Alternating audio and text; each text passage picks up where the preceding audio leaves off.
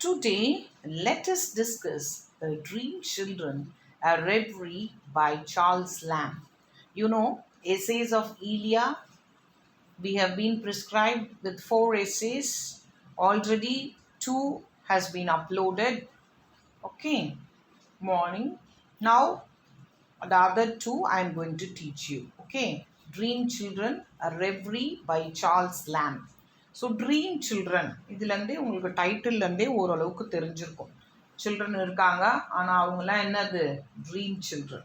They are not real. A reverie, ரெவ்ரினா something which is between sleep and wake. அதாவது சில சமயம் நம்ம அப்படி தூங்குற மாதிரி இருக்கும், ஆனால் தூங்க மாட்டோம் இல்லையா? நம்மளுடைய நினைவுகள் பல கட்டங்களில் போகும். நம் முன்னோர்கள்லாம் சொல்லுவாங்க, காலம்புற காண்ற கனவு பலிக்கும் அப்படின்ட்டுலாம். ஸோ அந்த மாதிரி கிட்டத்தட்ட அந்த மாதிரி ஒரு state, half wake half sleep ஸ்டேட்டில் இருக்கிறது தான் ரெவ்ரின்னு பேர். ஸோ சார்ல்ஸ் லேம்பு அப்படி ஒரு ரெவ்ரியில் இருக்கார். அந்த ரெவ்ரி தான் இந்த ட்ரீம் சில்ட்ரன். அந்த ரெவ்ரியில் அவருக்கு கனவு சில்ட்ரன் 2 பேர் வராங்க. அவங்கள பற்றினது தான் இது. Okay,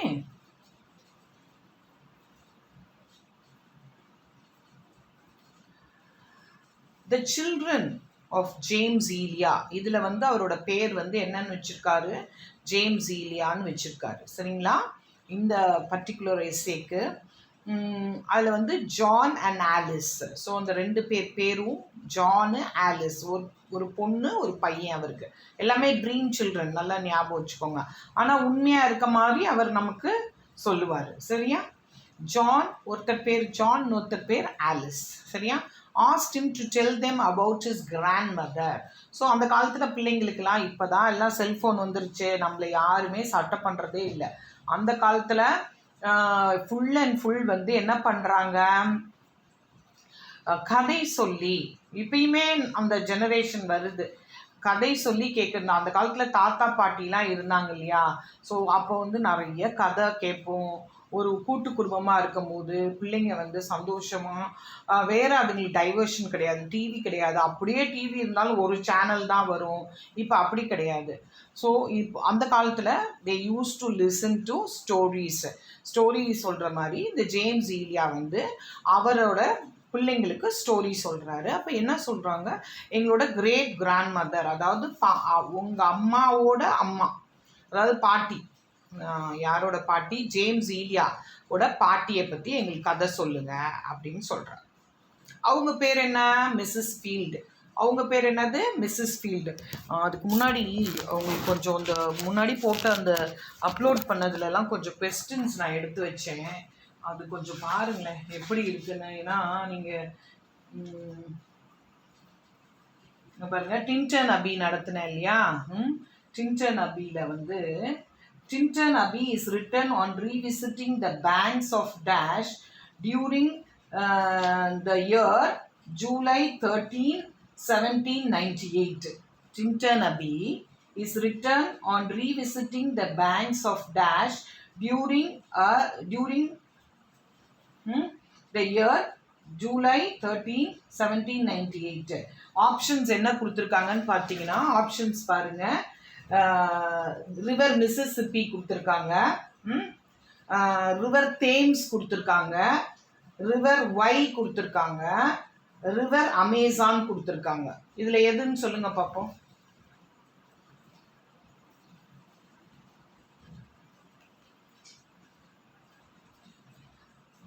good, very good. So river Wye. So இது மாதிரி தான் உங்களுக்கு கொஸ்டின்ஸ் வரும் அப்படின்றதுக்கு தான் நான் ஒரு எக்ஸாம்பிள் இன்றைக்கி கொஞ்சம் கொஸ்டின் பேப்பர்ஸ்லாம் எடுத்து பார்த்தேன். சரி, ரைட்டு, நம்ம ஓரளவுக்காவது பண்ணணும் அப்படின்னு சொல்லிட்டு அதுலேருந்து நான் கொஞ்சம் உங்களுக்கு சொல்கிறேன். அடுத்த question, the main theme of Ode to Autumn is.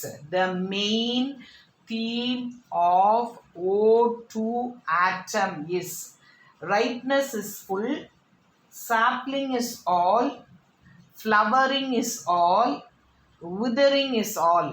Is the option correct? I will repeat the options. Ripeness is all, sapling is all, flowering is all, withering is all.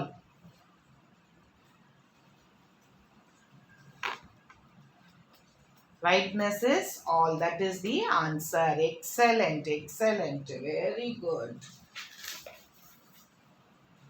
Dejection ode is addressed to. Dejection ode is addressed to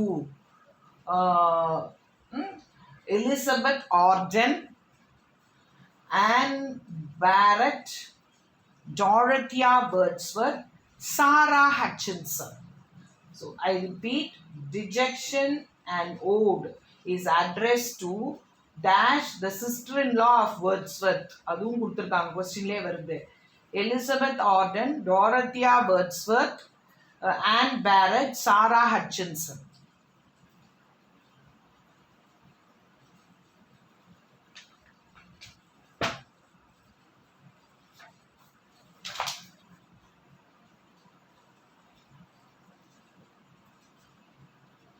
No.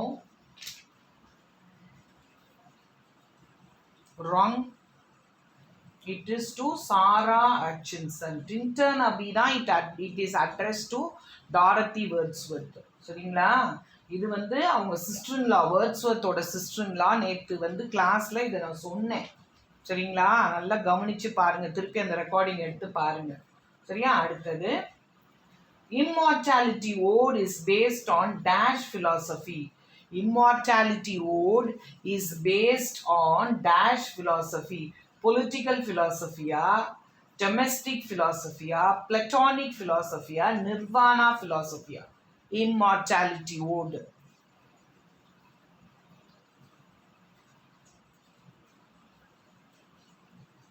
It is of Platonic philosophy. I will give you the answer.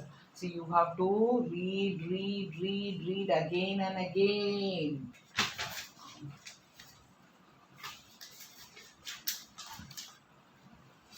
அடுத்தது,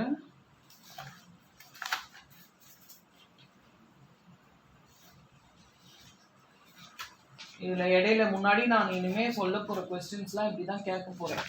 ஏன்னா you have to be தரோ with the questions and answers. சரியா? இன்னும் கொஞ்சம் எடுத்து வச்சுருக்கேன், in between நான் கேட்குறேன். சரியா? Now we will go into essays of Elia. இப்போ இந்த எஸ்ஏஸ் ஆஃப் ஈலியாவில் நம்ம என்ன படிச்சுட்ருக்கோம்? ட்ரீம் சில்ட்ரன் பற்றி படிச்சுட்ருக்கோம். ஸோ யார் dream children? John and Alice. இதில் வந்து லேம்போட பேர் வந்து ஜேம்ஸ் ஈலியா. சரியா? அவங்க பாட்டி பேர், அதாவது இவரோட பாட்டி பேர் வந்து என்னது? Mrs Field. யாரோட பாட்டி பேர்?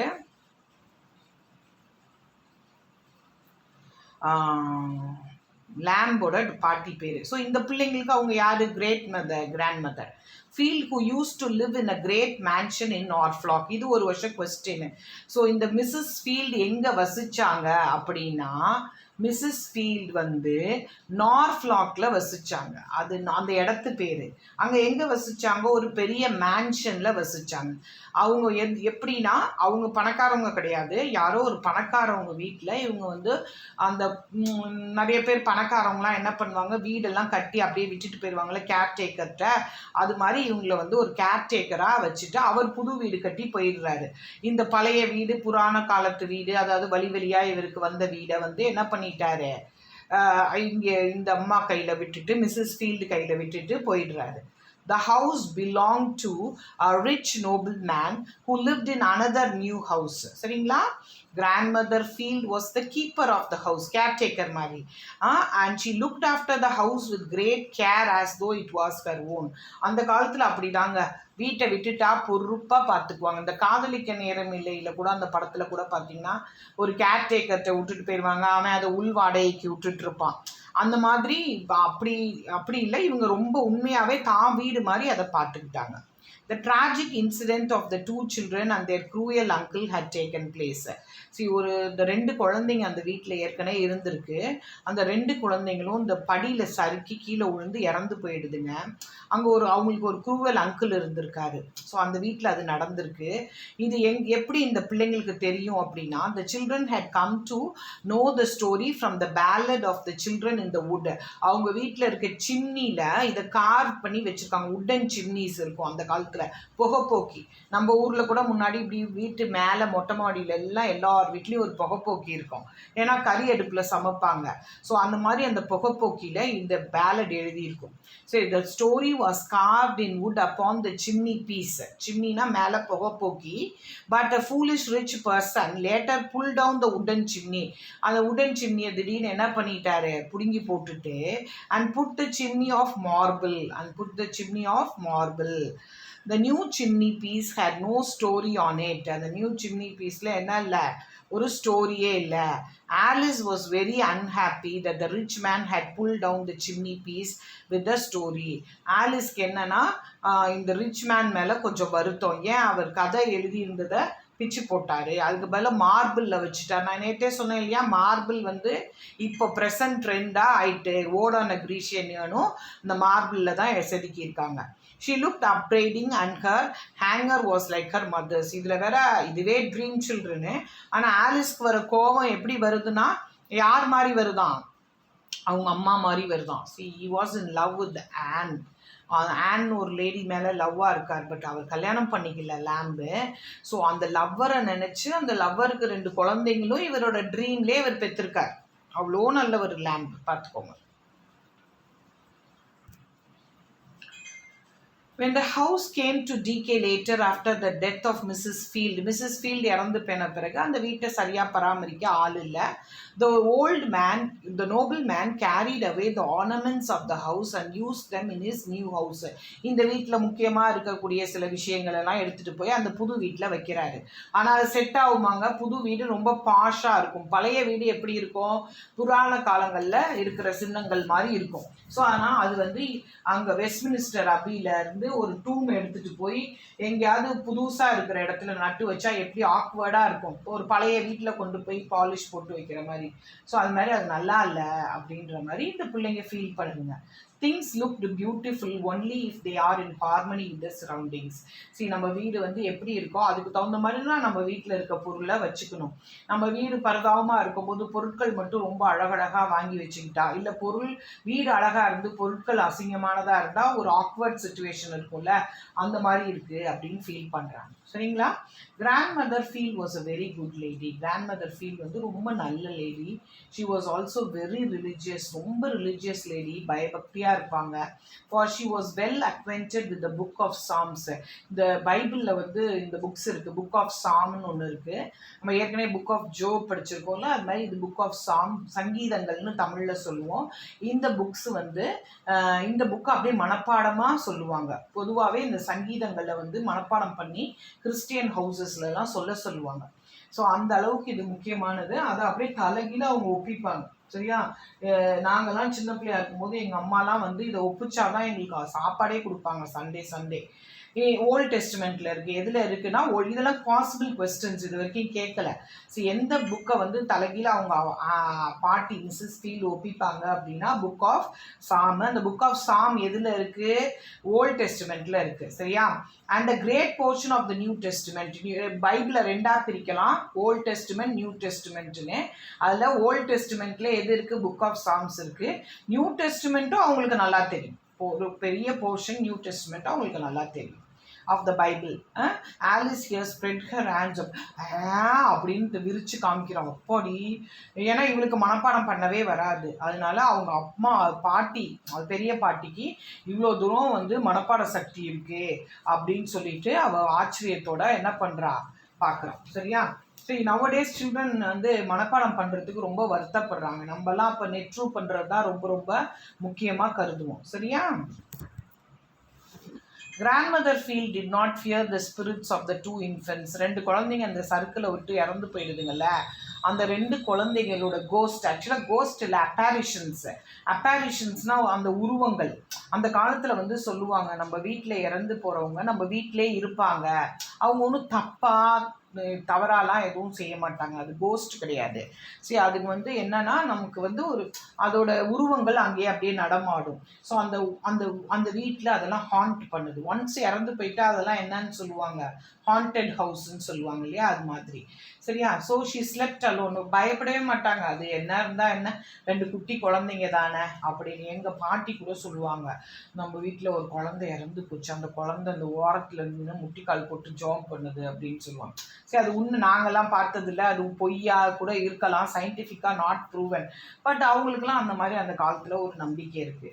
But Elia use to sleep with his maid as he was not so religious. ஆனால் லேம்புக்கு வந்து கொஞ்சம் பயம், ஏன்னா கடவுள் மேலே அவர் கொஞ்சம் நம்பிக்கை கம்மி. அதனால எப்பயுமே பக்கத்தில் துணைக்கு யாராவது ஒரு சர்வன் மெய்டு பக்கத்தில் வச்சுட்டு தான் தூங்குவார். John try to look courageous but is eyes expanded in fear. ஆக்சுவலாக ஜானுக்கு இதை கேட்டோம், ஐயோ இந்த வீட்டில் 2 உருவங்கள் அலையுதா அப்படின்னு சொல்லிட்டு என்ன வருது, பயம் வருது. ஆனால் வெளியில் வந்து பயத்தை காமிச்சிக்காமல் இருக்காரு. When the grandmother died, many people in the neighborhood, including the gentry or the aristocrat, attended her funeral. அந்த grandmother வந்து ரொம்ப நல்ல லேடி. எல்லாருக்கும் அவங்க இருந்த வரைக்கும் உதவி செஞ்சுட்டு அக்கம் பக்கத்தில் இருக்கவங்களெல்லாம் அனுசரித்து போயிட்டு இருந்ததுனால அவங்களோட ஃபியூனரலில் நிறைய பேர் என்ன பண்ணுறாங்க, அட்டென்ட் பண்ணுறாங்க. சரியா? ஸோ அதனால் அரிஸ்டோக்ராட்ஸ், இவங்க சாதாரண மிடில் கிளாஸ் தான், ஆனால் அரிஸ்டோக்ராட்ஸ் கூட அட்டென்ட் பண்ணுறாங்க. அந்த அளவுக்கு எல்லாருக்கும் ஹெல்ப் பண்ணியிருக்காங்க. She was also a good dancer. அந்த லேடி வந்து ரொம்ப good dancer, Mrs Field. When she was யங்காக இருக்கும்போது. சரியா? Here Alice move her feet unconsciously. இப்போ ஆலிஸ் வந்து அதே மாதிரி அவங்க பாட்டி மாதிரி டிங் டிங் டிங் டிங்னு ஆட ஆரம்பிக்கிறான். அது வந்து சப்கான்ஷியஸ் மைண்டில் இருக்குது. And she too was interested in dancing. எப்படி ஹெரிடிட்ரி ஜீன்ஸ் வரும் இல்லையா, பாருங்களேன், இதெல்லாம் ட்ரீம் சில்ட்ரன் எல்லாம் யோசிச்சு பாருங்கள். எல்லாமே ட்ரீம் சில்ட்ரன், ஆனால் அதை எவ்வளோ தத்ரூபமாக படம் பிடிச்சி காமிக்கிறாரு பாருங்க நமக்கு. இவளும் டான்ஸ் ஆடுறாளாம். சரிங்களா? grandmother feel was tall and upright, but later she was bowed down by the disease called cancer. எப்படி இறக்குறாங்க grandmother? இது ஒரு possible question. she died of cancer. முன்னாடி ரொம்ப டாலாக இருந்தாங்க, கேன்சர் வர வர அவங்களால நிமிர்ந்து என்ன பண்ண முடியல, நடக்க முடியல. she was good to her grandchildren. அவங்க கிராண்ட்சில்ட்ரன்ட்டு அவங்க எப்படி இருந்தாங்க, ரொம்ப நல்லவங்களா இருந்தாங்க. Elia in childhood use to spend his holiday there. Elia வந்து தன்னுடைய ஃப்ரீ டைமில் அந்த பெரிய மேன்ஷனில் தான் ஹாலிடேஸ் போய் என்ஜாய் பண்ணுவாங்க. He used to gaze upon the bust of the 12 Caesars or roam about the mansion or in the garden. ஈலியா வந்து பொதுவாகவே ஒரு தனிமை விரும்பி, இவர் வந்து மித்த பிள்ளைங்களோடலாம் சேர்ந்துட்டு விளையாடலாம் மாட்டார். அவர் என்ன பண்ணுவார், அவங்க சீசரோட 12 சீசர்ஸ் இருக்காங்களா, அகஸ்டஸ் சீசர், ஜூலியஸ் சீசர், அது மாதிரி அந்த டிசெண்டன்ஸோட அந்த ஆள் உயிரை சில பஸ்ட் வரைக்கும் இருக்க, சில நெஞ்சு வரைக்கும், இப்போ என்ன தெரியல, இதுதான் ஃபஸ்ட் வரைக்கும் இருக்க சிலைகள் அங்கே இருக்குது. அந்த 12 சீசர்ஸையும் பார்ப்பார். அப்புறம் அந்த மேன்ஷனுக்கு பின்னாடி ஒரு கார்டன் இருக்குது. அந்த கார்டன்லேயும் போய் என்ன பண்ணுவார், ரோம் பண்ணுவார். In the garden there were fruits like nectarines, peaches, oranges and others. So gardensல வந்து என்ன, கார்டனில் வந்து என்னென்ன பழங்கள் இருக்குது அப்படின்னா, நெக்டேரியன்ஸ்னு ஒரு பழம், பீச்சஸ் இருக்குது, ஆரஞ்சஸ் இருக்குது அண்ட் அதர்ஸ், நிறைய ஃப்ரூட்ஸ் இருக்குது. அதில் குறிப்பிட்டு இதெல்லாம் இருக்குது அப்படின்னு சொல்கிறாரு. ஸோ இந்த garden them but rather enjoy looking at them. அதை பறித்து சாப்பிட்றத விட அந்த கார்டனை என்ஜாய் பண்ணுறதுக்கு இவருக்கு ரொம்ப பிடிச்சிருக்கு. Here John deposited a bunch of grapes upon the plate.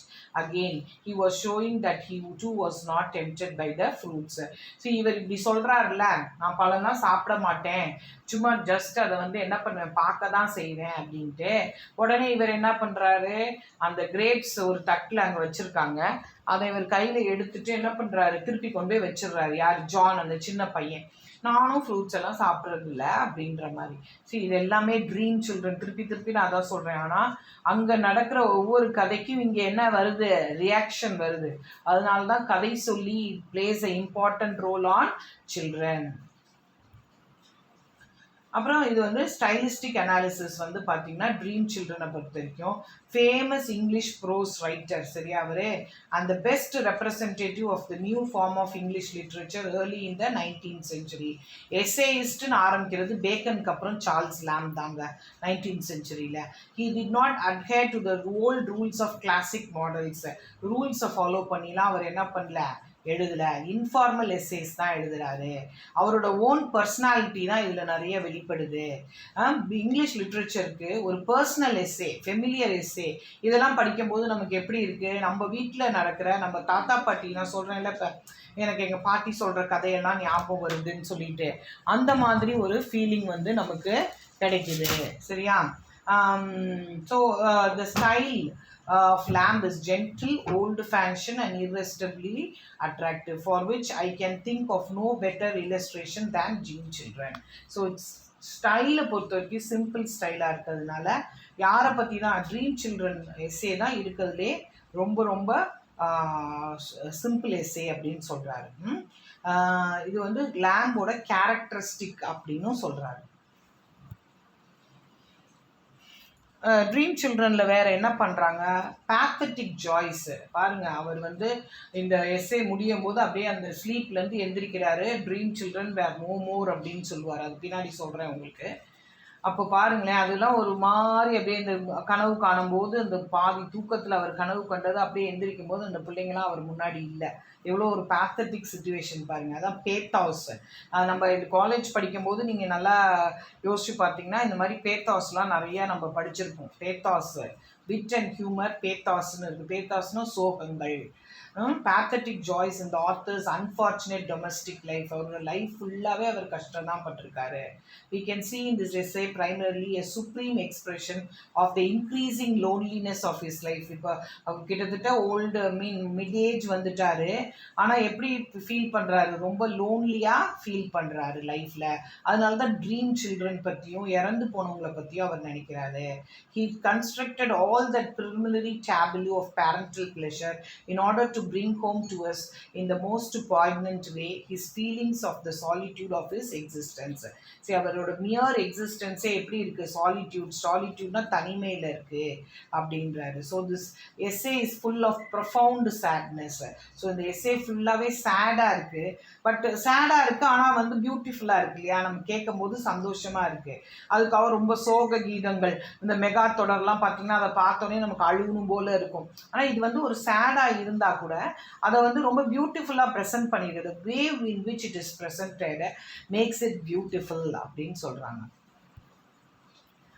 Ending dream children begins quite simply. நான் சொன்ன எண்டிங் தான் இதில் ரொம்ப ரொம்ப இம்பார்ட்டன்ட் சொல்லிட்டு, in a calm narrative manner representing Lamb sitting by his fireside. அவர் அந்த ஃபயர் சைடு அந்த காலத்து அங்கெல்லாம் அந்த ஊர்லலாம் ரொம்ப குளிரும், அதனால நெருப்பு வச்சுருப்பாங்க. அந்த நெருப்பில் பக்கத்துலேயே வச்சுட்டு இருப்பாங்க. அதில் ஒரு சோஃபா மாதிரி ஒரு ஈஸ்டர் மாதிரி போட்டு உட்கார்ந்துருக்காரு ஒரு winter night, telling stories to his own dear children. அப்படி தான் நமக்கு ஆரம்பிக்குது essay. And delighting in their society. அந்த பிள்ளைங்களோட என்ன டுகெதர்னஸை ஹாப்பியாக ஃபீல் பண்ணுறாரு. Until he suddenly comes to his old solitary bachelor self. அங்கே பார்த்தா அவர் முழிக்கும் போது என்னவா இருக்காரு, பேச்சுலராக இருக்கார். அப்போ அந்த சில்ட்ரன்லாம் என்னன்னு அர்த்தம், ட்ரீம் சில்ட்ரன் அர்த்தம். And finds that they were but dream children. ஒரு எந்திரிச்சு பேச்சுலர் ஷெல்ஃபை தொடங்கும்போது தான் தெரியுது, ஆகா நமக்கு இன்னும் கல்யாணமே ஆகலை அப்படின்னு சொல்லிட்டேன். In the end of the essay, we read that I became in doubt which of them stood there before me, or whose that bright hair was, and while I stood gazing, both the children gradually grew fainter to my view. அப்படியே இந்த சினிமாலாம் நினச்சி பாருங்களேன், அப்படியே கனவு மாதிரி அப்படியே தள்ளிட்டே போயிடும் இல்லையா அந்த ஃபிகர்ஸ்லாம், அது மாதிரி ரிசீட் ஆகி போகிறாங்க, அப்படியே பின்னோக்கி போகிறாங்க. Still receding till nothing at last but two mournful features were seen in the uttermost distance. So அவங்க தள்ளி போய் பார்த்தா அந்த ரெண்டு இன்ஃபென்ட்ஸ் இருக்குல்ல, அதுதான் வந்து தெரியுது. which without speech strangely impressed upon me the effects of speech. ஆக்சுவலாக அவங்களுக்கு பேசக்கூட அந்த வீட்டில் ஆள் இல்லை அப்படின்னு சொல்கிறாரு. அதான் பேத்தட்டிக், பேத்தாஸ்ன்னு சொன்னேன் இல்லையா, அதுதான். We are not of Alice, nor of thee, nor are we children at all. Last line தான் ரொம்ப கஷ்டமான line. We are not of Alice, நாங்கள் ஆலிஸே கிடையாது. nor of thee, உனக்கும் பிறந்தவங்க கிடையாது. nor are we children at all, நாங்கள் உண்மையான சில்ட்ரனே இல்லை. the children of Alice call Bertram father. So Alice இவர் லவ் பண்ணுறாருல ஆனு, அவர் யாரை லவ் பண்ணி கல்யாணம் பண்ணிக்கிறாங்கன்னா பெர்ட்ரம்மை கல்யாணம் பண்ணிக்கிறார். அவர் ஒரு லேண்ட்லார்டு. ஸோ அந்த ஆலிஸோட பிள்ளைங்க இப்போ அந்த பேர் மாற்றிருக்காரு. ஆன் தான் லவ் பண்ணவ, அவள் பர்ட்ரம்னு ஒருத்தரை கல்யாணம் பண்ணிக்கிறதுனால இப்போ அந்த பிள்ளைங்க யாரை வந்து ஃபாதர்னு கூப்பிடும்? பர்ட்ரமை தான் ஃபாதர் கூப்பிடும்.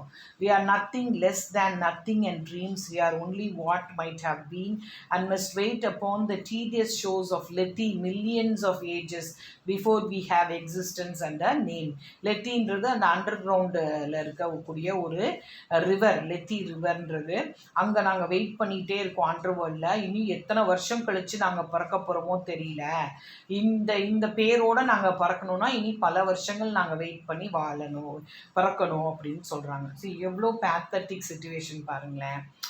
அவர் வந்து ஒரு பொண்ணை லவ் பண்ணி அந்த பொண்ணுக்கு பிள்ளைங்களாம் பிறந்த மாதிரி கனவு காண்றாரு.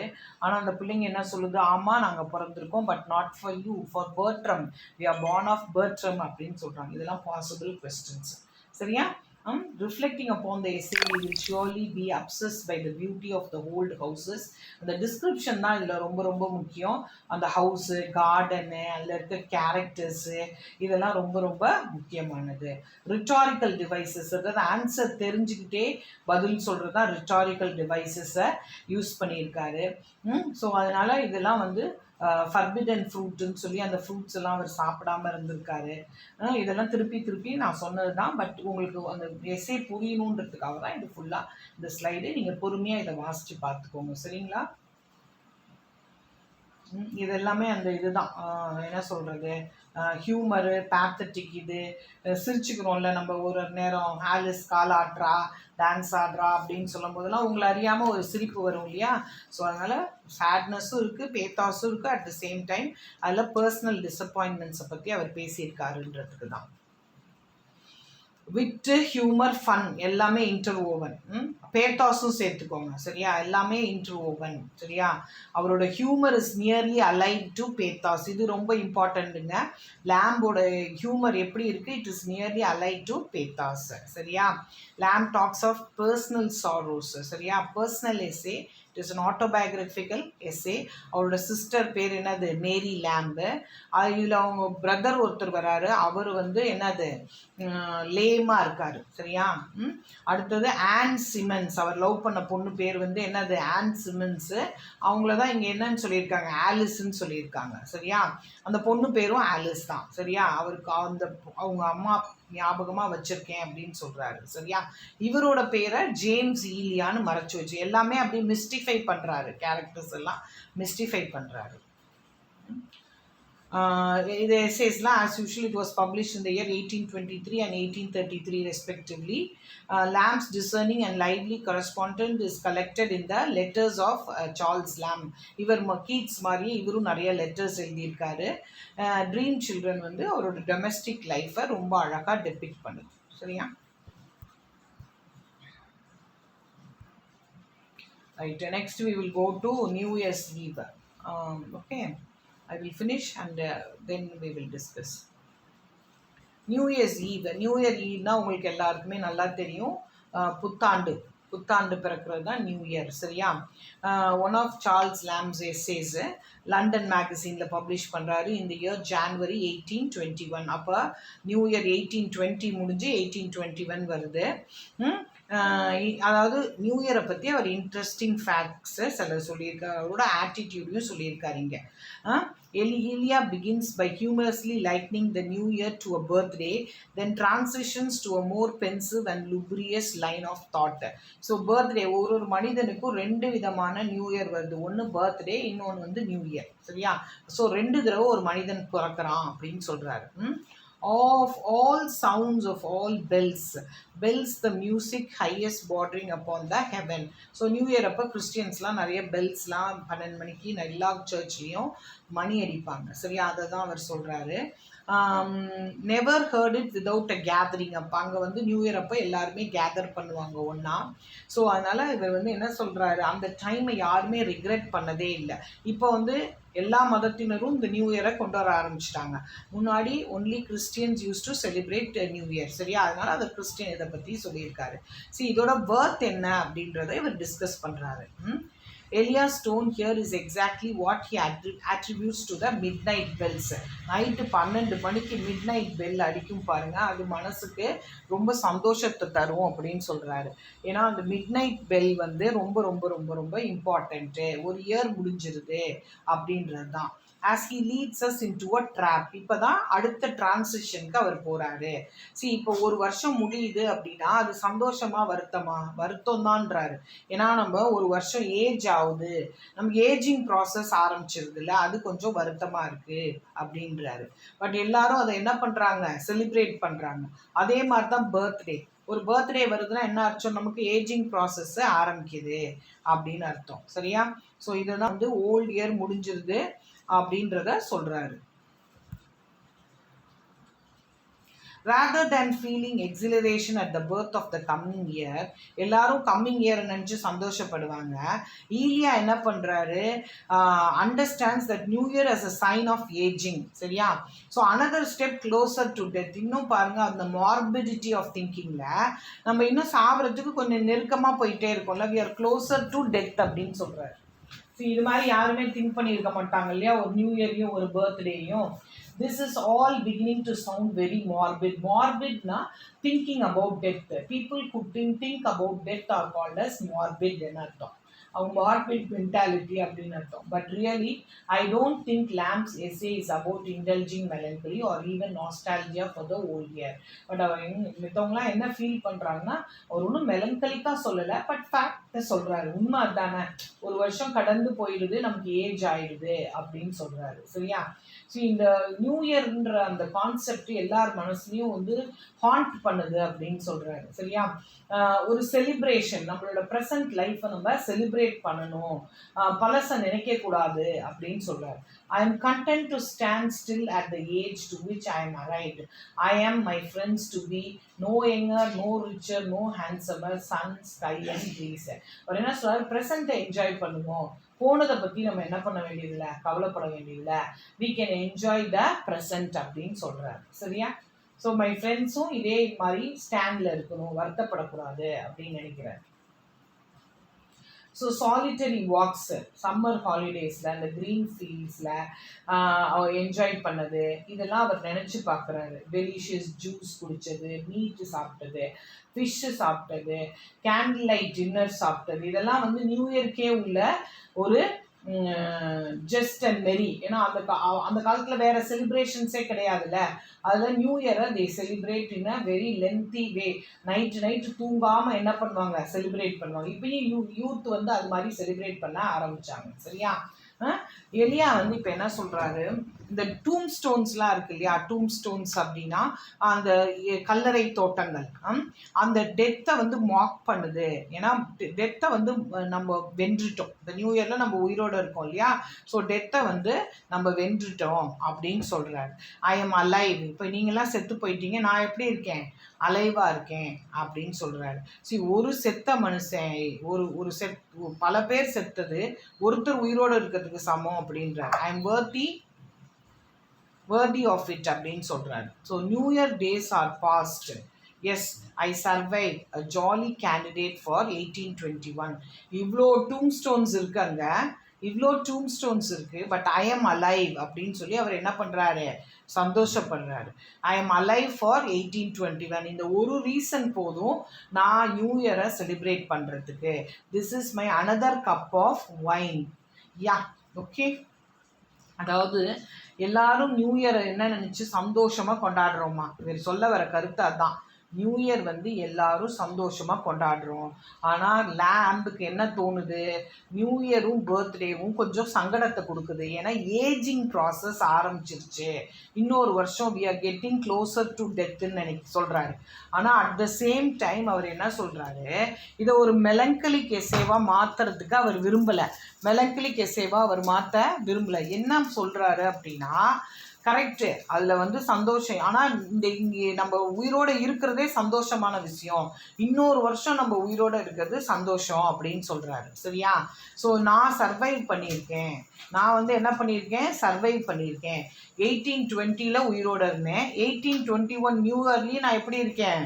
சந்தோஷமாக உயிரோடு இருக்கேன். இதுக்கே நான் இன்னொரு கப் ஆஃப் ஒயின் குடிக்கணுன்றாரு. சரி, அந்த காலத்தில் நியூ இயரை வந்து ரொம்ப சிறப்பாக செலிப்ரேட் பண்ணுவாங்க. கிறிஸ்மஸும் நியூ இயரும் இங்கிலாண்டில் ரொம்ப ரொம்ப இம்பார்ட்டன்ட் ஃபங்க்ஷன்ஸு. சரியா? மே டே, இந்த மூணுமே அங்கே ரொம்ப இம்பார்ட்டன்ட் ஃபங்க்ஷன்ஸு. சரியா? அதனால் ஈலியா வந்து ஒரு கொஞ்சம் மெலங்கலிக்காக சொல்கிற மாதிரி இருந்தாலும் ஆனாலும் அவர் என்ன சொல்ல வராரு அப்படின்னா, we have to enjoy this life for the present. பழசை நினச்சி, போனதை நினச்சி, போன வருஷம் போனதை நினச்சி கவலைப்படக்கூடாதுன்னு சொல்கிறார். ஓகே, அதாவது what Lamb is ultimately criticizing is the typical attitude of looking to the future at the start of a new year. சரி, இப்போ சில பேர் வந்து நியூ இயர் ஆரம்பிக்கும் போது பழைய வருஷத்தை நினைப்பாங்க. அதை தான் கிரிட்டிசைஸ் பண்ணுறாரு. சரியா? At first he encounters his anticipatory orientation by reflecting on the past. கொஞ்ச நேரம் பாஸ்ட்டை பற்றி அவர் நினைக்கிறாரு. ஏன்னா பாஸ்ட்டில் வந்து ஏஜ் ஆகுது, பர்த்டேல இன்னொரு ஏஜ் கூடுதுன்னு. ஆனால் அதுக்கப்புறம் அதுலேருந்து வெளியில் வந்துடுறாரு. சரியா? But this too proves satisfying, rejecting both backward and forward looking melancholy. So நம்ம மெலங்கலிக்கு சோகமாக இருக்கக்கூடாது. இப்போ நான் உயிரோடு இருக்கேன்ல, I am alive, so I have to move on. நான் உயிரோடு இருக்கும்போது நான் என்ன பண்ணணும்? I have to move on அப்படின்னு சொல்கிறாரு. சரியா? ஸோ நியூ இயரை we have to embrace the new year, கட்டி பிடிச்சிக்கணும் அப்படின்றாரு. ஏன்னா for one reason that we are alive. சரியா? ஸோ அதனால் கொஞ்சம் நெகட்டிவாக அவர் பேசுகிற மாதிரி இருந்தாலும் அல்டிமேட்டாக he does not go into the negativity of the theme. So really it seems like Lamb is anti new year resolutions. என்னென்னா, நிறைய பேர் இந்த நியூ இயரில் நிறைய ரெசல்யூஷன்ஸ் இருப்பாங்க. இனிமேல் நான் வந்து குடிக்க மாட்டேன், இனிமேல் நான் வந்து டெய்லி 4 மணி நேரம் படிப்பேன் அப்படின்னு. ஸோ அதெல்லாம் வந்து தேவையே இல்லை. ஏன்னா பெரும்பாலான நியூ இயர் ரெசல்யூஷன்ஸு யாருமே என்ன பண்ணுறது இல்லை, கீப் அப் பண்ணுறதே இல்லை. அந்த நியூ இயரில் மட்டும் அப்படி இருப்பாங்க, அப்புறம் கீப் அப் பண்ண மாட்டாங்க. ஸோ அதனால தான் இது ஆன்டி நியூ இயர் ரெசல்யூஷன்ஸு. இந்த நியூ இயருக்காக ஒரு ரெசல்யூஷன், ஒரு தீர்மானம் எடுக்கிறத அவர் விரும்பலை. All that projection just brings you closer to death. இந்த மாதிரி புதுசாக நம்ம தீர்மானங்கள் எடுக்கும் போது தான் நம்ம டெத்துக்கிட்ட போகிற மாதிரி ஒரு ஃபீலிங் இருக்கும். Move about in your present moment. அது மாதிரி நினைக்காதீங்க, புதுசாக தீர்மானங்கள் எடுக்காதீங்க. இந்த மூமெண்ட்டில் live. This is your cup of wine, you drink it. சரியா? இந்த ஒயினை நல்லா குடிச்சு சந்தோஷமாக என்ஜாய் பண்ணுங்கள். அவங்களுக்கு ஒயின் குடிக்கிறது தான் ஹாப்பினஸ். சரிங்களா? So with this we come to the end of New Year's Eve. இது கொஞ்சம் போரிங் தான். ஏன்னா வந்து